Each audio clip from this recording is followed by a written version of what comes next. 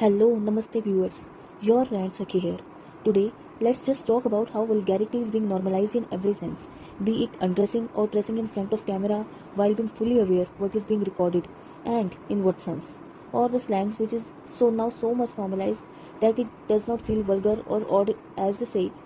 Glorify the waste so it sells like diamond. Just kidding, it is just made up by me. So, we have so many creators now claiming to be influencers. And what are they teaching us on the name of get ready with me or outfit of the day or in any other moving on from breakup reasons? मतलब एक बात बताओ कि आपने कपड़े उतार के literally हज़ारों लोगों के सामने how exactly are you moving on? It is an internal process no. Okay, I get it. Sometimes it is for a factor कि जेलस हो सामने वाला, रिग्रेट हो उसे कि उसने क्या खोया and all that stuff.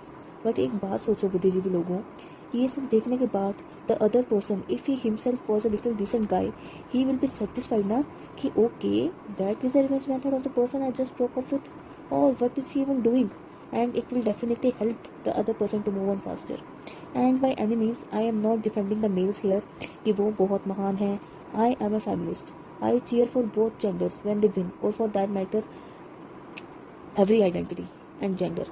But it was just a factor कि अगर आपका रीज़न ब्रेकअप है कपड़े उतारने का तो boss this and the way. मैं तो कहती हूँ ये जो हेयर लेंथ शॉर्ट करवाती हूँ ना after breakup, stop it. Your hair your choice. उसको पसंद थे नहीं थे की फ़र्क पैदा है यार. Moving on. What is this content even depicting? It is just getting fame and money और collabs on the name of half nudity.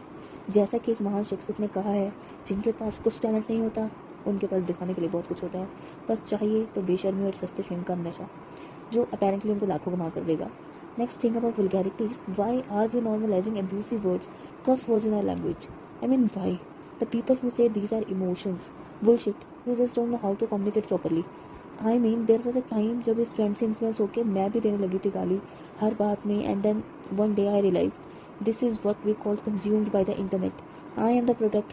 My dignity, my emotional control on myself is being sold. My image is being made through internet and not by me.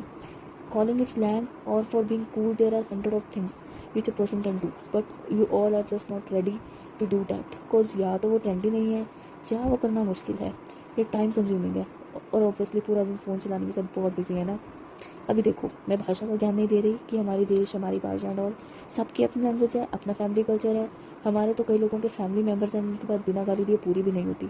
And mind you that also look so cheap. सोचो किसी अच्छी बड़ी company के person के आगे उन्हें बिठाया कोई बात करने या इंट्रोड्यूस कराने, या तो वो बात नहीं कर पाएंगे या गाली निकल ही जाएगी क्योंकि वो ऑटो फिट है ना लैंग्वेज में. कितना एम्बेरसिंग है. तो please and point is use the internet. देखो जो देखना है करो, लेकिन जो करना है तुम्हारा नेट, तुम्हारा फ़ोन, तुम्हारे पैसे, तुम्हारा टाइम. बट एटलीस्ट इतना माइंडफुल तो और सेल्फ रिस्पेक्ट तो रखो कि what am I actually wasting my time on. And if I have so much time to waste on these फालतू reels of girls or boys getting undressed of a person abusing and slow feeding you किसी I am so cool cause I abuse, तो भाई लोग तुम्हारी भाषा में कहूँगी तुम्हारा सॉलिड कट रहा है.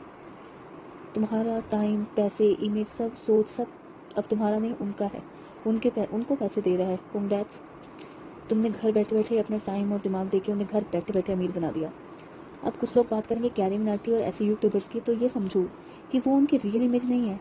कहीं बाहर के इंटरव्यूज़ या किसी रैंडम वीडियोस कहीं आते जाते कि इन क्रिएटर्स को देखोगे ना तो वो भी अब्यूज़ नहीं करते चलते. सबको तो व्यूअर्स दिमाग और आँख खोल के इंटरनेट चलाएं.